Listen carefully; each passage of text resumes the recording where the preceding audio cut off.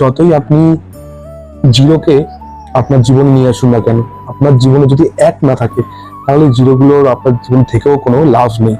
সেরকমই আমরা তো আমাদের জীবনে প্রত্যেকদিন প্রচুর শূন্য বা জিরোকে জড়ো করছি। আমি এটা সবসময় বলি, সবাইকে নিবেদন করি, জীবনে ভগবানের ভক্তির একটাকে নিয়ে আসুন। যদি আপনি ভগবানের ভক্তিরূপী এক জীবনে নিয়ে আসেন, তাহলে আপনি যত জিরো অ্যাড করবেন সেটার যোগ্যতা বা সেই জিরোর ভ্যালুটা কিন্তু বেড়ে যায়।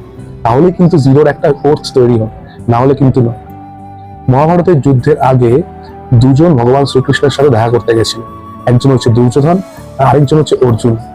দুর্যোধন ভগবানের থেকে নিয়ে এসেছিল, কি নিয়ে এসেছিল? নারায়ণী সেনা। কিন্তু অর্জুন ভগবানকে নিয়ে এসেছিল, সে ভগবানকে চেয়েছিল। ভগবান তাকে অর্জুনকে বলেছিল যে, হে অর্জুন, দুর্যোধন দেখো কত বুদ্ধিমানের কাজ করছে, এত নারায়ণী সেনাও নিয়ে যাচ্ছে, আমি তো যুদ্ধে অস্ত্র ধারণ করবো না, যুদ্ধতে আমি পার্টিসিপেট করবো না কোনোভাবে, তুমি আমাকে কেন চাইছো? তখন অর্জুন ভগবানকে বলেছিলেন যে, আমি আপনাকে চাইবো, আমার সে কি ক্ষমতা আছে? আমি নিজেকে আপনার হাতে আপনার দায়িত্বে দিতে এসেছি। তাই জীবনে কৃষ্ণ ভক্তিরূপী এককে অ্যাড করুন, তাহলে আমরা তো জীবনে সারাদিন অনেক শূন্য জুটছি, সেই শূন্যগুলো ভ্যালুয়েবল হয়ে যাবে।